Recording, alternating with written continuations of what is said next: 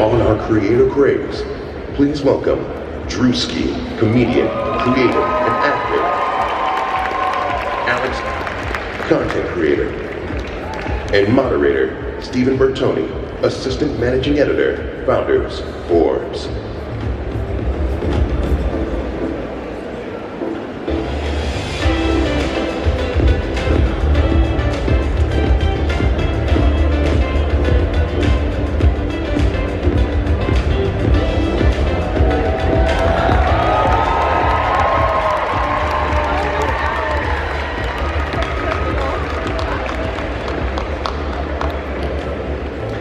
All right, Druski, Alix, thanks for joining us. Show of hands, who here follows Alix on social? Who follows Druski on social? Who follows me on social? Well, I'm excited to join. Thank you for joining us, guys. This is awesome. We just heard from Matt Rife, and he was saying he was an overnight success, 12 years in the makings. He was grinding it out. Both of you found viral success, over the pandemic. I want to hear from both of you, what sparked that? Going from kind of obscurity to suddenly having thousands of fans in the room, let alone millions of fans out there. I mean, for me, it was kind of this past year that everything took off, and I was trying so hard on social media for years, which is why I feel like it's such an honor to be here and be recognized, because I think that it can be inspiring for other people, because I really had a love for posting, and I post 3 to 4 times a day, every day, and I feel like it was kind of a snowball effect and took off over time, but it was really this past year for me that made a big difference and got me to where I am today. But just doing what you love and sticking to it, because it's not always going to come right away overnight. Druski, for you, was there one video that kind of took off, or was it more gradual, like Alix was saying? I think the whole time during the pandemic, that was really everybody's time to tune into everything I was doing. I know COVID had such a bad effect, but COVID was great for me, man. Outside of feeling like I couldn't breathe, I mean, shit. It just made everybody stay in the house and not so much coming on television because nobody's out recording stuff. So the main thing was everybody watching anything on social media, so I took that time and I just went full-fledged and I'd never let up. Wow. And once you both had these amazing platforms, these followers, suddenly you have this marketing machine built in for free. How did you take it from being viral and have all these followers, and you both jumped into building businesses and going well beyond social media? Alix, podcast, Druski, you have so much other stuff, live tours, TV, you name it. How did you guys jump from, wow, I have all these followers, to let's build a business on this? I mean, at first, I really knew, I wanted to try and monetize off of social media, and this was my junior year of college. I was reaching out to so many management brands, and they all would deny me, and they're like, you don't have enough followers, we're too busy right now, we don't have time for you.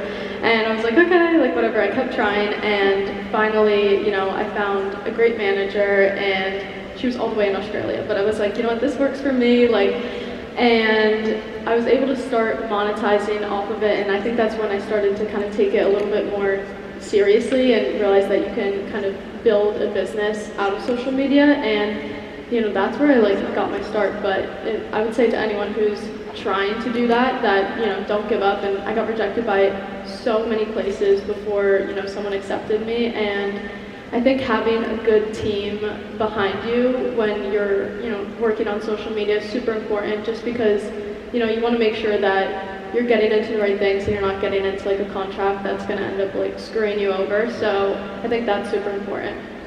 Druski, you got a lot going on. Yeah. Give everyone here a quick summary of this. All right. Yeah, thank God. Speaking of contracts, I overheard her say that Could Have Been Records, one of my businesses, Not sure if y'all know about Could Have Been Records.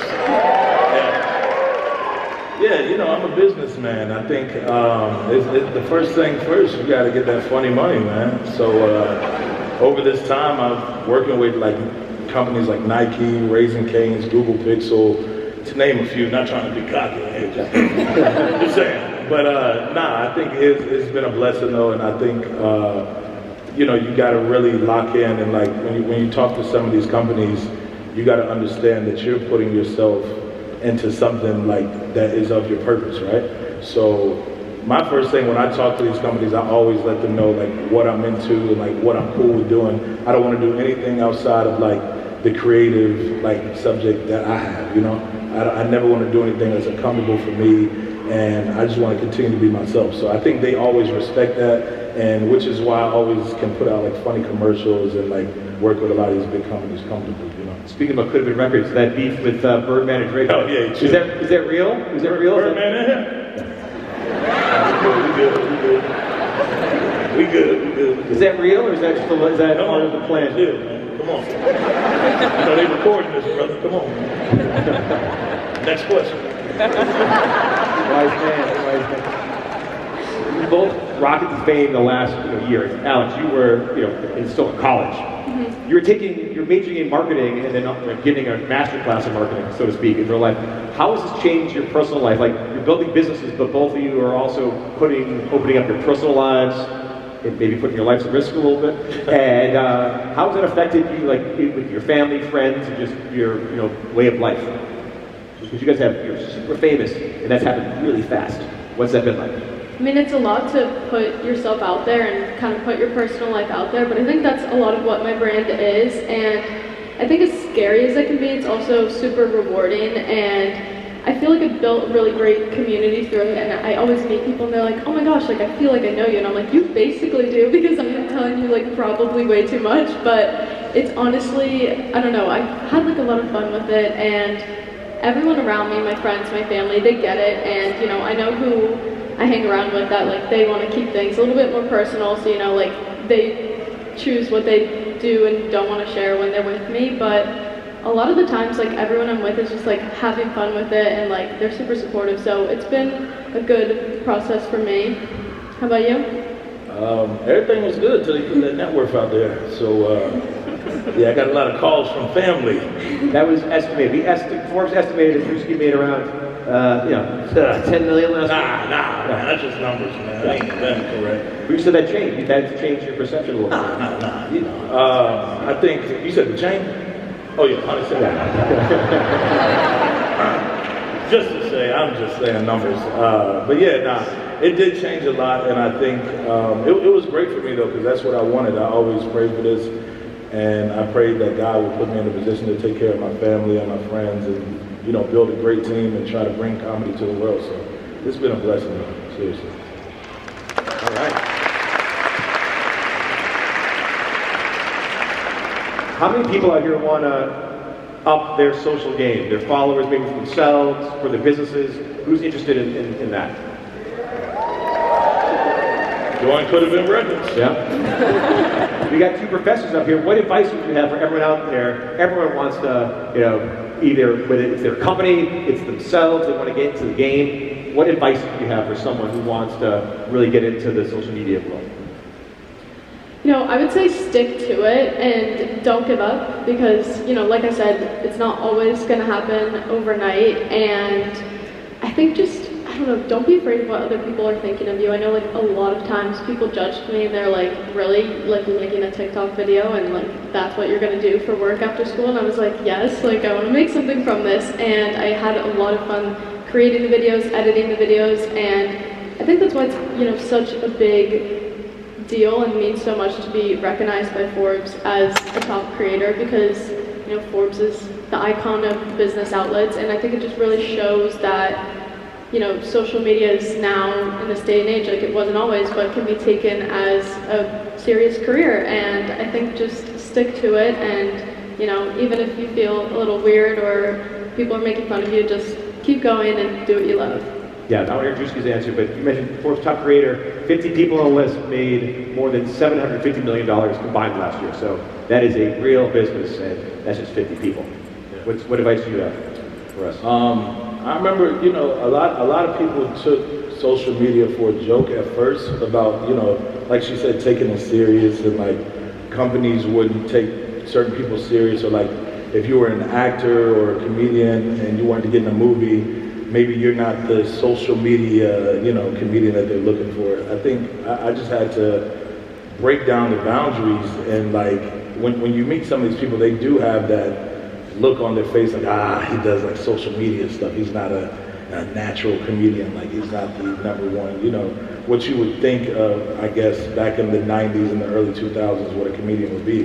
But yeah, no, you just got to push down the boundaries, stay consistent, and not really listen to what everybody else has to say. I think a lot of people thought social media was like for jokes and it doesn't make any money, and now we're here, so it's just been a blessing. All of this has been great. Yeah, I mean, you both are gate crashers.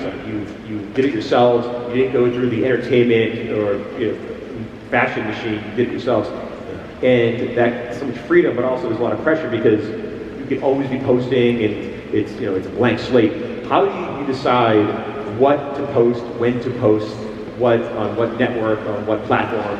Like, give us all some advice on how do you go through like your daily week, or okay, what's the strategy of building stuff, whether it's short, whether it's long. You both are doing good long form stuff now. Tell us about that. I think the main thing, sorry to cut you off, but I think the main thing is you got to understand that everything is not just going to blow up, right? So if you're out there trying to do social media, the consistency thing may sound annoying coming from everybody else, but it's a real thing, because I used to think if this skit got millions of views, that the next one, it has to get that, or I'm a failure. But in all honesty, everything is not going to go viral, right? So you just got to stay consistent, and as you continue to go, everything will grow. Yeah, I think staying consistent with the content as well. Like, if you're looking at someone's page, they may have a super viral video, and you click on their account, but every video like isn't kind of in that same niche or something, and like the content like may be all over the place. Like, I think finding your niche and sticking to it really helps a lot. And for me, a lot of the content that I post is in real time, and it just kind of like comes to me, and I don't know, I'm posting whatever I'm thinking at the moment, and that's what I found like kind of works for me with TikTok, and just short snippets of what's going on in my life. And now I have this podcast where I'm kind of having to like plan out content in advance, but at the same time I still want it to be relevant to what's going on in my life. Like, I don't want to be, I have an episode coming out on Thursday about being in Paris, and I was there a week and a half ago, so I don't want it to be like 4 months later talking about Paris. So it's like, you kind of got to plan it out a little bit to just make sure it's like staying relevant when it is the longer form content. But I think with TikTok, for me at least, it's pretty in the moment and whatever's coming to my mind. We're all looking forward to the Cleveland edition of the podcast. Yes, yeah. You're thinking about like the general topics of this. You're planning out the podcasts, what we're going to think about, what we're going to cover. Yeah, and I have different segments for it. So, I'll have like the main segment, which is maybe a message or a big story about my life that I want to get out, or recapping something that's happened. And then I have other little segments where I'm kind of able to like go back in and, fill in what's like been going on in my life that week, and I don't know, go a little bit deeper than maybe I'm getting into my life on TikTok.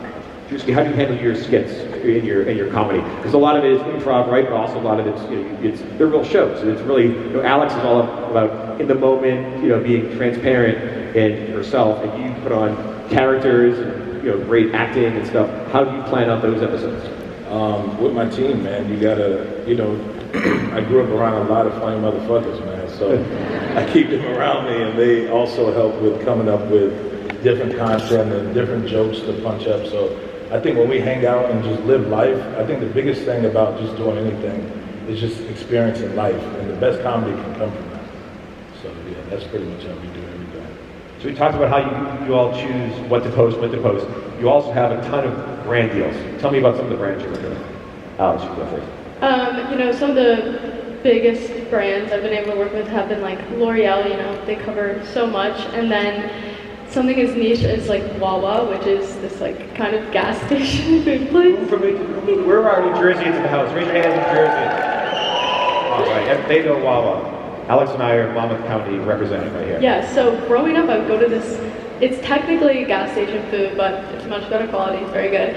And It's a high-end gas station food. It's like rolls. Yeah. That's 7-Eleven. This is like No, it's even better. the icon of my life. And you know, I go to Florida, they have a Wawa there. I'm always talking about it, incorporating it into my content, and like they reach out to me and want to work with me. And that to me is just like the craziest thing, when you genuinely just love a brand so much. And I think that's honestly, you know, the most important part when you're working with a brand, is making sure like you actually like the product, and you know, you generally support the brand. Otherwise, like, it's not going to go over well. And I think the audience can really tell. I mean, way back in the beginning of me first getting brand deals, I was trying on like these dresses or something, and you know, they weren't fitting correctly, like they weren't good. I'd never like worn the brand before, and I was, you know, putting it on, and everyone could kind of tell in the comments that like she does not like these outfits, like, you know, she like isn't interested.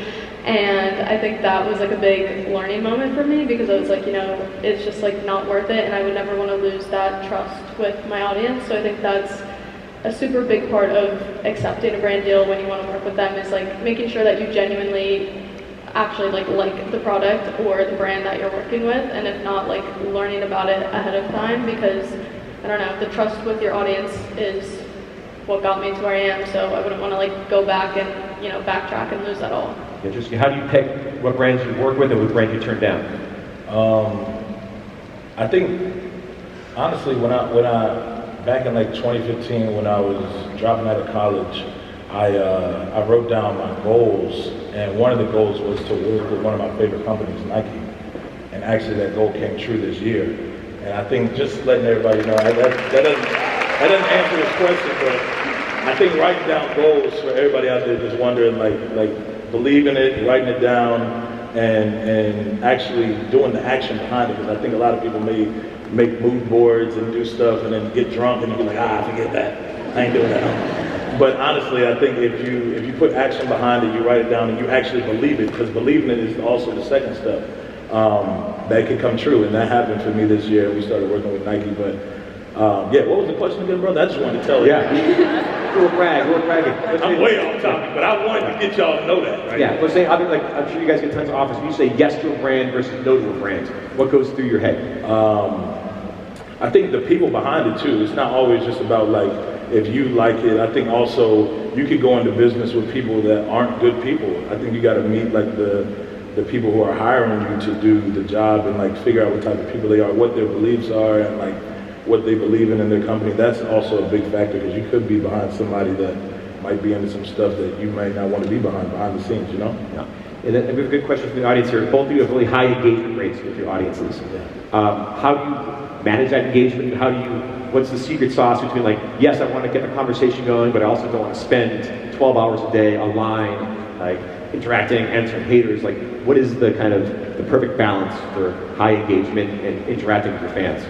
I mean, I think you get out of it what you give. Like, I always make sure that I'm engaging back with my audience, and I think that's super important. And honestly, like, it doesn't feel like a job or a chore to like, I have fun. Like, I'm answering people in the comments and like going through, hearing what they have to say. Like, I feel like it's a fun community, and I think that if you want to get those high levels of engagement, like, they need to see that from you and see that you're more than like a person popping up on their phone, you know? Like, you have to give a little bit more to yourself and who you are. So I think that helps a lot with engagement. Very cool. I think giving back to the fans and like showing love, and like also like commenting back, doing meet and greets. Even on tour, we did so many meet and greets that I went on. Yeah, just engaging with everybody and not just being like just throwing the content up there. They actually want to feel like they know who you are and like experience the comedy with you. And well, at least that's how I look at it, you know. You both mentioned that finally social media is getting respect from brands, from mainstream, from the population. We have like a minute and a half left. Give me a big, bold prediction about social media in the next year or two. Could have been records over Birdman. Yeah.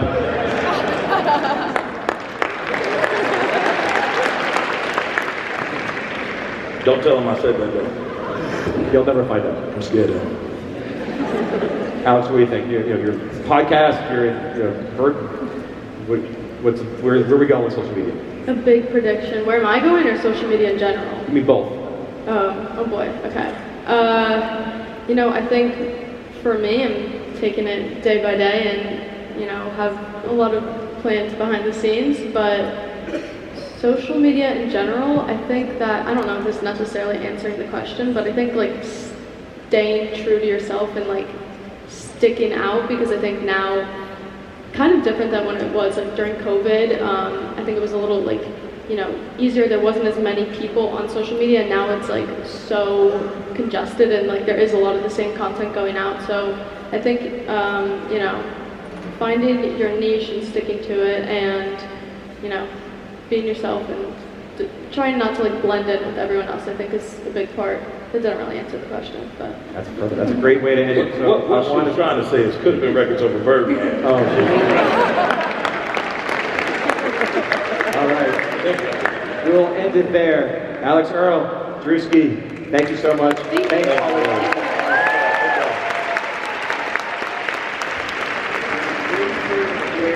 Is the most conducive environment for you to play out your creativity and your transformative ideas.